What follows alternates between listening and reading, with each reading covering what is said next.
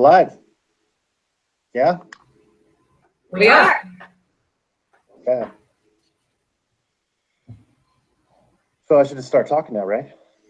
Yeah, now is the time to say lots of words.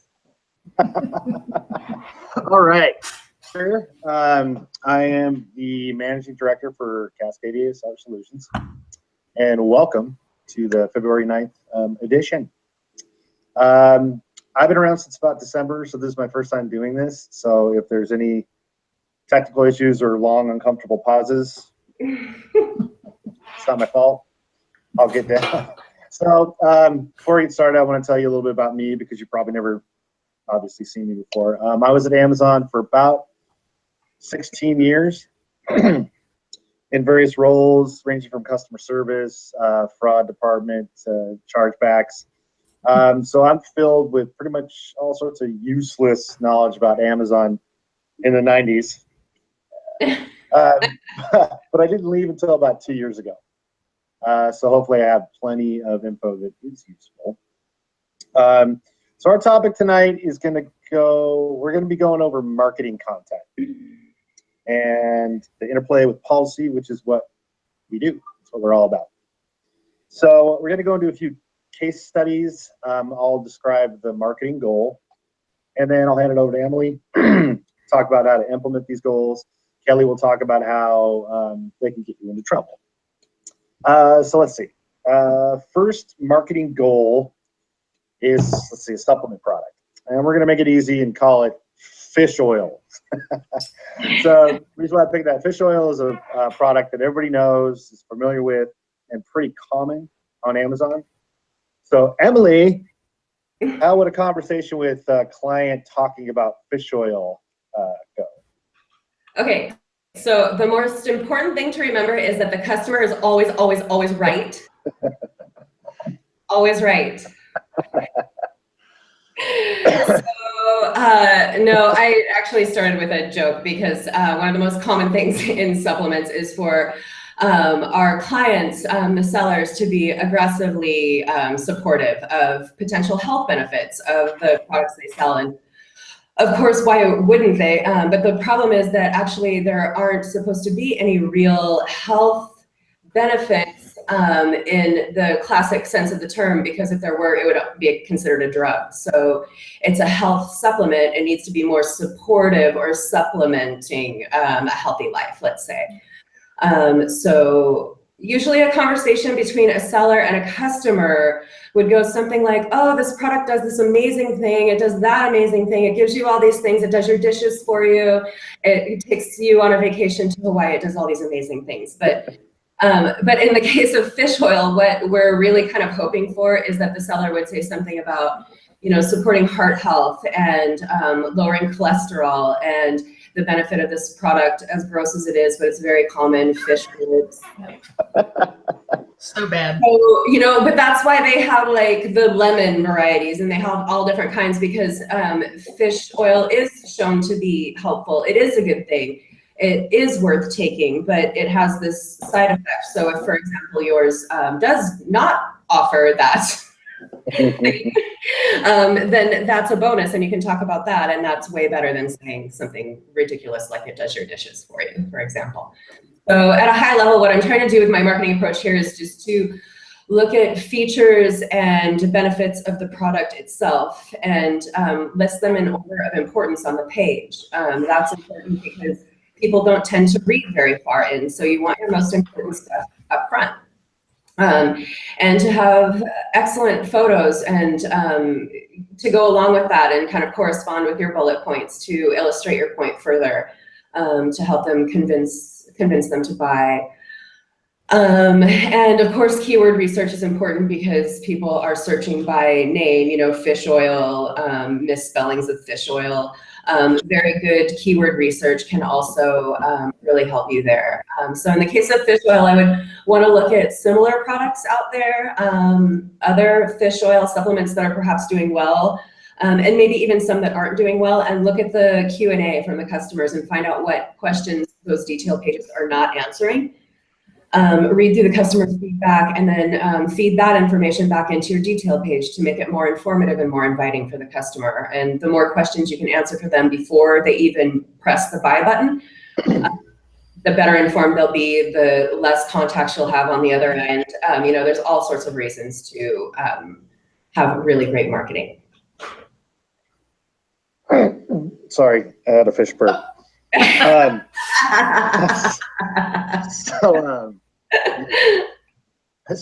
Okay, so Kelly, that sounds pretty straightforward.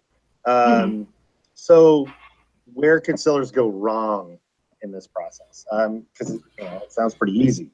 You look at your QA, your feedback, you plug it into the bullets. Try not to burp.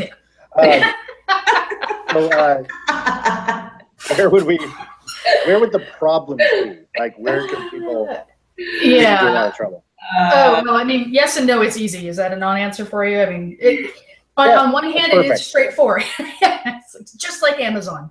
On one hand, it is straightforward, but there are ways that sellers trip themselves up. So, and going back to the yes/no part, what I mean by yes is that you can absolutely find the information that you want about what customers are saying and what they think the products, what's great about them or what's bad or what questions they have and things like that. But you can also collect misinformation if you're not careful.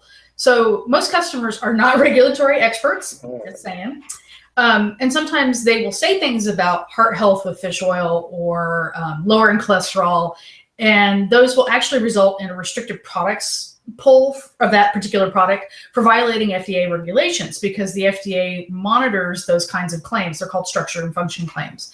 So basically the FDA is responsible for all the food and drugs in the US, right? And that means anything that's even tangentially related to human health and food from a secondary agricultural source. And what I mean by that is the FDA handles eggs. The USDA handles the chickens. So they're on opposite ends there. They also handle a lot of things you might not realize, like plates and utensils, cosmetics, medical devices, like toothbrushes even, sunglasses, laser pointers, literally anything with a medical claim. So if you make a medical claim about your product that it cures or fixes any sort of disease, you have now made it subject to FDA pre-clearance requirements. And all of that basically means is that the FDA only approves a small subset of items that it regulates, so specifically medical devices and drugs. So if you see a supplier on Alibaba, for example, selling an FDA-approved garlic press, they're lying. They're so lying. Lying liars that lie. There is no such thing. You can make medical claims, but you need to have at minimum, testing to back it up. And sometimes you also need to register for what they call a 501k clearance. And sometimes you actually need to get authorization and pre-approval. Okay, so basically the existential question here is which comes first, the FDA or the USDA? Exactly. Right, the chicken or the egg. Who has that? Who's on first? Yeah, pretty much. And the other part is customers can be lying liars. Surprise! Right. I know we're all pretty shocked by that. Okay, cool. So there's our fish oil. Actually, it's interesting we talk about that. I was discussing this with Jennifer, our trade compliance consultant. You can't ship many products regulated by the FDA directly to Amazon because they're not registered with the FDA. They receive regulated products. So it's my understanding that if you want to do that, you need to ship those to a forwarder with the appropriate registration. Yeah, that's correct. Okay. Yep. So we got your back covered with all the rules, no matter who's setting them, the FDA, Customs, or Amazon, or the chicken god. Okay, so let's move on to another example. Health and beauty products. I got a shea butter based facial cream, which I'm wearing right now. Made from organic ingredients. So Emily, I want to sell this. What do I do? Okay, so the first most important thing that you need to know is that health and beauty are very saturated markets. So you've got two challenges just straight out of the gate. The first is just getting noticed. There's an age-old joke that says the best place to hide a dead body is on Amazon's page results. Oh, that's good. Are also very important, which I mentioned in the case of the fish oil, but there are also ads, and several kinds of them too. Sponsored ads, product ads, headline ads, exclusive ads. There's a lot of different ways to get some exposure. So with sponsored ads, they're the usual seller ads. They show up in the results, and this is what most sellers are very, very familiar with. The product ads are for vendors only. They show up directly below the buy box on the detail page, so much better exposure. Headline ads are amazing, and they're actually only in AMS, which is Amazon Marketing Services. They show up at the top of a results page based on keywords that you buy. So it's kind of an interesting little twist on marketing. Exclusive ads are special promotional ads for exclusive sellers and vendors that are like the special things on Amazon, the lists like Oprah's favorite things. This is Amazon's favorite things. Other specialized advertising widgets on the website. So to access that, you actually need a Vendor Express account to access Amazon Marketing Services. You can easily do, I would suggest you do sponsored ads if it's a brand new thing to you. They're really easy, super accessible as a new seller, and you can just Google that and you should get a lot of information. So there are also specialized marketing advertising opportunities available as well, but they're mostly invite only, and to be invited into the special advertising, you usually need to have a vendor central account, or Amazon exclusives is the other one that you might have. So we typically don't really recommend that last one because Amazon tends to make the contracts very much in their favor, and they're not really in the seller's favor. So we don't necessarily recommend participating in those, but instead we really like sort of a hybrid approach to things. Maybe like Vendor Express plus AMS with Seller Central sponsored ads or something like that. So you have kind of a few different streams going at once. So the example of the shea butter, you can do headline ads in AMS using keywords like just shea butter or smooth facial skin, something along those lines. Or using a competitor's brand name even, as well as sponsored ads that are both automated to just collect the data and then manual to actually really ramp it up and use it. So this allows you to show up on page one, which is really what you're going for, especially in a market that's so saturated like that. So marketing, marketing, marketing. Wow, I hope fish oil helps you with brain function, because man is spinning a little bit with all that advertising info. It's like Mad Men, but funner, less cigarette smoke. Which reminds me, if any of you listeners have any questions, please feel free to write in the side box and ask the chat box, because I'm about to ask a couple questions right now. So, Kelly. Sir. So, where do you let's see if we can throw this information. So where do sellers go wrong in tackling a crowded market like health and beauty? Because it sounds like, why even bother if it's so yeah. prolific? Well, I mean, I agree with Emily. It's definitely a saturated market, but it's not impossible. I mean, I don't think there's anything as an impossible market on Amazon, but it is saturated and it's definitely tough. And I think you have to have a lot of ducks in a row before you get started. But one of the #1 things that I see are non-compliant images. A lot of sellers will try to put captions or other marketing material on the images, and that's absolutely against policy for Amazon listings. So if you want to see what Amazon wants you to do from an editorial perspective, look at Amazon Basics. It's almost kind of like your own personal holy grail guide right there for you to refer to at any time. They're great. I mean, I buy Amazon Basics products all the time. There's just images. Sometimes it's a really basic diagram, close-ups, and a reference size, like being held in the hand so that you have some sense of visual perspective. They reserve the words and explanations for the video. So you could do video if you sign up for Vendor Express. So it's not as though you can't do this as a seller, but read the vendor express agreement.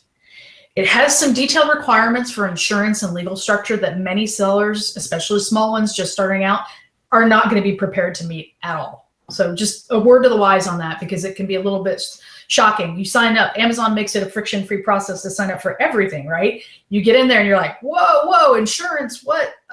So yeah, don't do that to yourself. The other thing that I see, sellers struggle when in a very highly competitive category like health and beauty. And their methods of gaining attention can kind of work against them. So I just worked on a suspension where the seller had used the launch services to boost their keyword performance, trying to get a higher organic search ranking. Then they asked for reviews on those discounted products.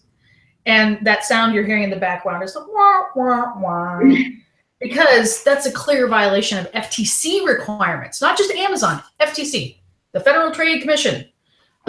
Because you're not supposed to be asking for reviews on those discounted products to avoid the appearance of any kind of coercion, bribery. But if they do write a review, they must use the FTC discount-free product in exchange for review language, or you're in violation of them as well. So it can be a very, very tricky space. And I think it's probably one of the #1 categories where I am seeing sellers get in trouble is health and beauty, specifically with this issue with the reviews. Okay, so there's a question already in the chat.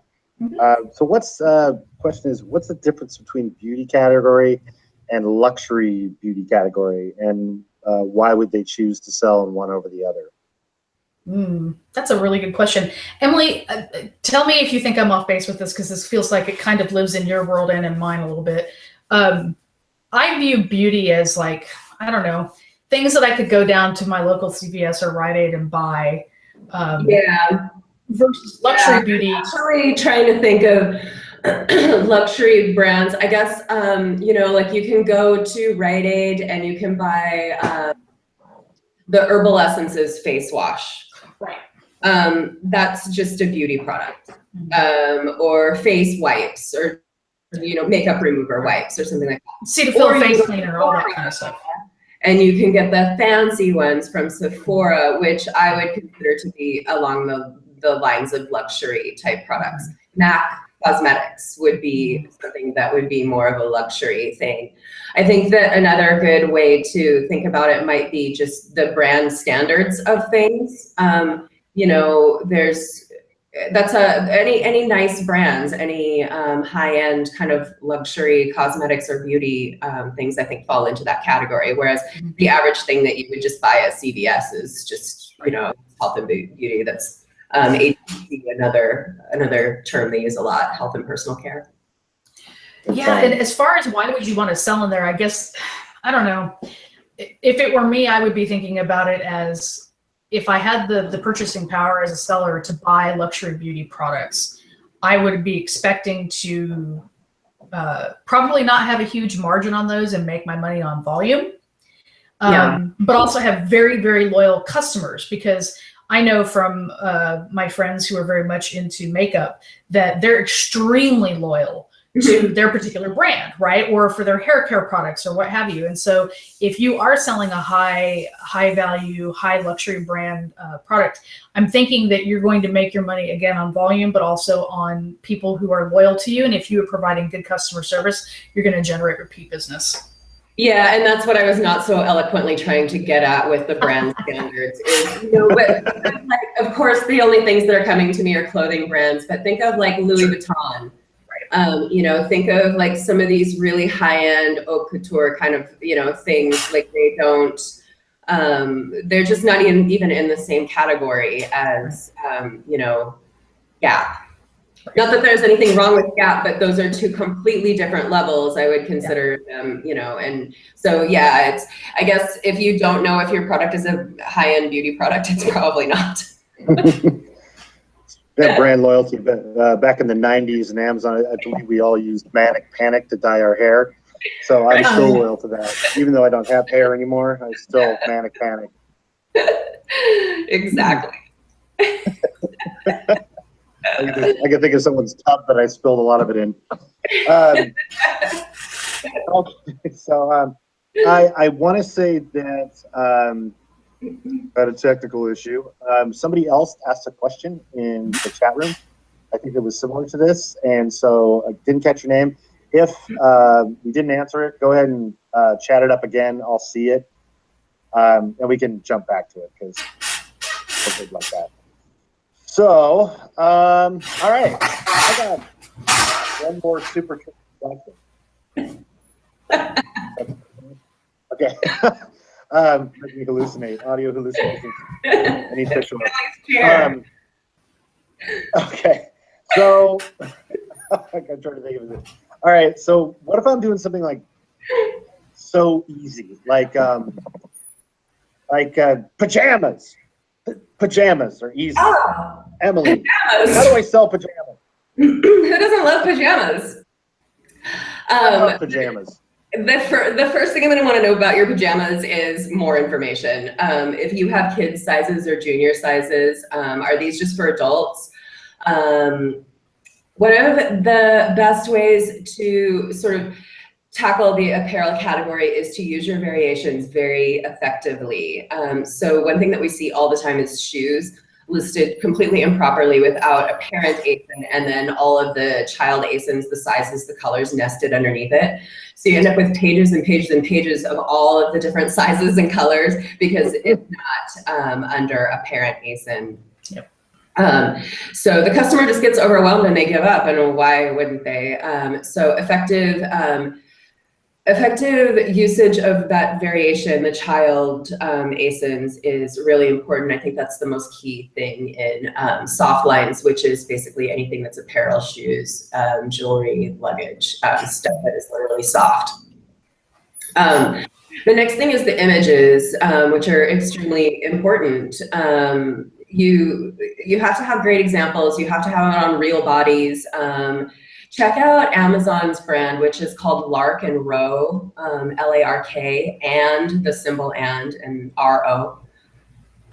Basically, what you need to do is show the customer what they would look like, what they can expect from this product. And I also highly recommend including the measurements of the thing, even if it's actually an elastic waist. Just so that I want my Batman jammies to fit, or else I'm gonna raise. Right. All right, so now that I've been all positive and happy and la la about it, what's bad about it? What happens, Kelly? Well, my first question is going to be, how are they sourcing and branding? So we work with a client who sells high-end clothing, and they are constantly getting negative feedback when items arrive in packaging that isn't matching the brand image of the clothing that they're selling. So we have other clients using the exact same packaging, exact same category with no complaints at all because the product is priced lower. So expectations are also lower. You can't just think about how the product rules affect you, but you have to think about how the customers experience you as a seller, because Amazon is at its heart a platform about good customer experience 100% of the time. They don't always meet that, but that's the goal. The other thing that I want to point out is that depending on how you source the pajamas, your Batman pajamas, of course, you may be running into. I just got a pair for Christmas and I freaking love them. So you know what I'm talking about. I'm not. Yeah, I do. I totally do. They're for my alternate Bruce Wayne days, and it make me feel better. But how do you source them? You may be running into some violations there. So we have a client that's doing their own development now, who learned that their source for one of their apparel products was improperly labeling the garment, to the point that the intention of the garment labeling to find the actual manufacturer and sue them if there ever was any problem was going to be impossible because this labeling was so inaccurate. A label needs 4 items. It needs the manufacturer information, such as the brand if publicly known, or something that's easily searchable, or the RN number, a registration number that the FTC keeps on file. It needs to have fiber content. And if it says it's 100% cotton, it better be. It needs the country of origin, such as made in China. And it needs care instructions. And if it isn't labeled properly, you may find yourself selling illegal goods. Good times. Yeah, exactly what everybody wants, right? Now, will anybody complain? Maybe, maybe not. I mean, again, the average consumer is not a regulatory guru by any stretch of the means. But the FTC probably has better things to do than go after you anyway. But you should be aware of the risks you're taking, however small. Every seller has to determine their own risk threshold. I'm pretty sure the new administration is going straight after Batman pajamas. Oh, you know they are. Yeah. You guys are awesome. That was so much information. I'm gonna have to Digest purge. it. Can I buy? Yeah, Can I buy? purge and digest. Would cleansing stuff go on health and beauty? Or something like Oh that? yeah, Okay. absolutely. It would. All right. So that was a lot of good information all around. Emily, Kelly, thank you for holding my hand through this first hangout. It was traumatic. You did great. Don't be so hard on yourself. Oh, I know. I kind of ripped a hole in my Batman bottom jammies, but I think I'll be able to. I know where you can get another pair. I know. Well, then they'll be compliant. Yeah. Week, let's have a pajama party. Yeah. Next hangout, pajama party. Everyone watching? Yep. Know what time it is. Exactly. Okay. So you can always find us on thinkcascadia.com, or you can write to us at info@thinkcascadia.com, or you can call us at 206-202-0222. Again, that's 206-202-0222. We love hearing from you guys. As much as we are filled with info, we don't know everything. And we make it a point to get to the information that's new as quick as possible so we can get that information to you and help you keep on making lots of money. So as always, thank you from all of us at Cascadia Stellar Solutions. Have a great night. Night. Bye.